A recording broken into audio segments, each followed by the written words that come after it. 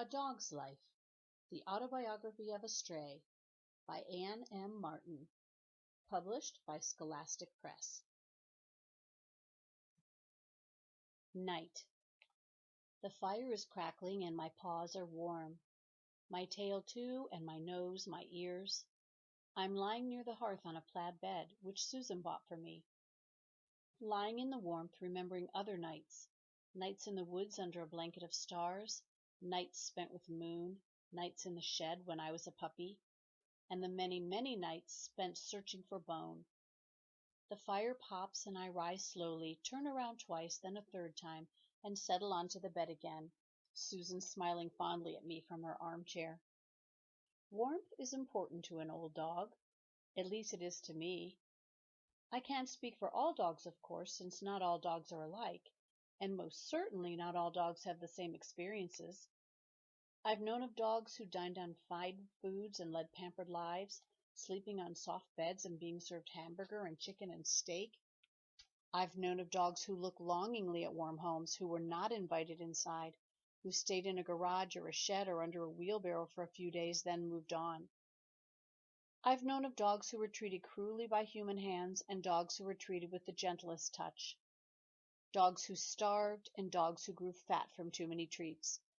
I've known all these dogs, and I've been all these dogs. Part 1. The House in the Country. Lindenfield in the winter-time was a bleak place. The air was chill. For weeks on end a dog could see her breath all night long and all day long as well.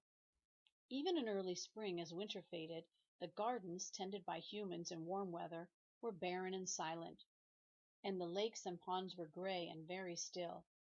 No frogs croaked, no turtles sunned, no shiny fish twined through the underwater grasses. In warm weather things would be different. The air would hum with insect noises, and the ponds might be quiet, but they were rarely silent. Along their muddy bottoms and on their banks and in the moss and grasses and fallen logs was a secret animal neighborhood. On the piece of land where the Marions' big house rose from among gardens and walkways were all sorts of animal neighborhoods. At the time I lived there, as a pup, there were the Stonewall neighborhoods, and the shed neighborhoods, and the garden neighborhoods, and the forest neighborhoods, and the pond neighborhoods, and the above-the-ground neighborhoods. There was even a secret in the Marions' house neighborhood. All were linked to form an animal world with the Marions' house at the center, like a stone that had been tossed in a pond. The farther the ripples spread from the splash, the more animals were to be found, and the noisier and less secretive their lives were. The time that I am talking about was not so very long ago, and yet it's my whole life ago. I haven't been back to the Marions' house since the day I followed my brother off their property. In all my wandering, I never found my way back there. But then, of course, I was looking for Bone, not for the Marions. I really don't know much about the Marions. I was very young when I lived on their land, and I was concentrating on what I needed to learn from Mother. But the Marions couldn't be ignored. This is what I do know about them. Their grand house, the center of our world, was not the center of the Marions' world. In the spring, when Bone and I were born, in an old garden shed, the one with the unused chicken coop at the back, the Marions lived in their house sporadically. They were not like most animals I knew, returning to their nests or burrows or holes night after night, or like the owls day after day. Instead, they would arrive at the house always in the evening, stay for a couple of days, then pile back into their car, drive down their lane, and turn onto the big road. Mother would watch as the car became smaller and smaller and finally disappeared. Then several entire nights and days would pass before the Marions' car would pull into their lane again. There were 5 Marions in all. I understood that human children generally are not born in litters like puppies, but 1 or 2 at a time, like deer. The 2 Marion parents had given birth to 3 young. The oldest was a boy, then there was another boy, and finally a small girl, who was the loudest of the children. Over time I learned the names of the children, but only one mattered to me, and that was Matthias, the younger boy, the gentle one. But I did not know him until I was several months old. The Marions were tidy people, that was clear. Everything about their house and their property was tidy. The shutters hung straight and were repainted often. No toys littered the yard.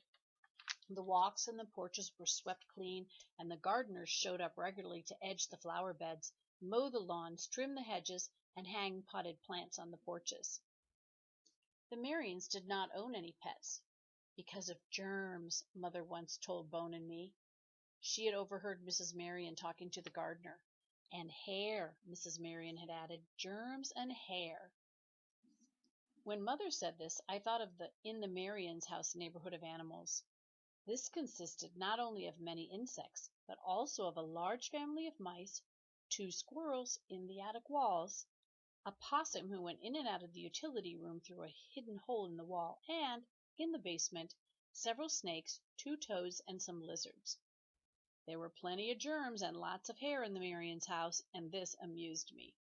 But I remembered the time I heard screaming and banging and crashing in the house, and then Mr. Marion ran outside with a bag containing a dead, bleeding bat, which he shoved into a garbage can, and I did not feel so amused.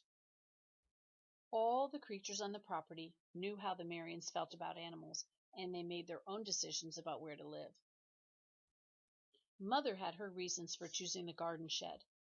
There were other sheds and other small buildings on the property, each with its own population, each different from the others, each connected to, but separate from the Marions. And this is what I know about the Marions at the time Bone and I were born. The days were mild, spring arrived early that year, and still the humans came to their home only for brief periods of time. An animal could live quite comfortably on the Marion property. Around the house were nothing but woods and fields and rolling hills. The nearest neighboring house was a good hour's trot away for a grown dog, so the animal communities thrived. There were hawks and moths and foxes and fish and deer and owls and stray cats and frogs and spiders and possums and skunks and snakes and groundhogs and squirrels and chipmunks, birds and insects and non-human animals of all kinds. Apart from Mother and Bone and me, the main residents in our garden shed were cats and mice. There were insects too, but they were harder to get to know. They came and went and were very small. The shed was a good place for cats and dogs. Mother chose well when she selected it as the spot in which to raise her puppies. It was a small wooden structure that had originally been built as a chicken coop, the nesting boxes still lining one end. The door was permanently ajar, and one window had been removed, which might have made the shed too cold for puppies and kittens. However, when the Marions bought the big house, they planned to turn the shed into a playhouse for their children, and got as far as insulating 2 of the walls before Mrs. Marion decided that a chicken coop was unsanitary and better used as a garden shed. So the Marions built a brand new playhouse and then a bigger garden shed, both sturdier than the chicken coop, and before long they stopped using the old shed, except as a place in which to store things the gardeners rarely used. Mother found the shed shortly before she gave birth to Bone and me. She was a stray dog, had never lived with humans, although she had lived around them, and had been roaming the hills and woods bordering the Marions' property, looking for the right spot in which to give birth to her puppies. For several days she watched the Marions' house from the edge of the woods. She watched the animals on the property, too. There were no other dogs that she could see, but there was a mother fox with 4 newly born kits, and sometimes in the small hours of the morning she heard coyotes yipping in the hills.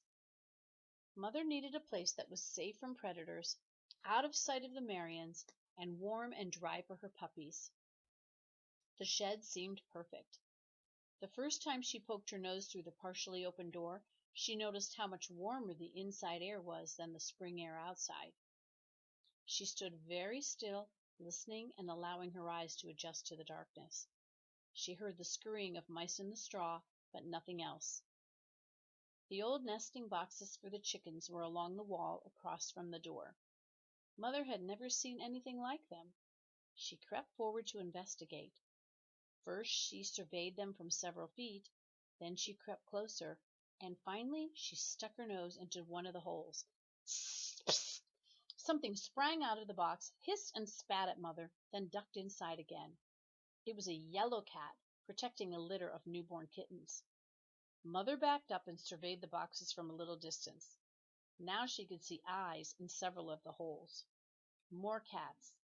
Mother left them alone. She was too big to fit in the boxes anyway. Behind her, along the sides of the shed and next to the door, were a few old gardening tools, some clay pots, a few piles of straw, and a wheelbarrow filled with burlap bags and more straw.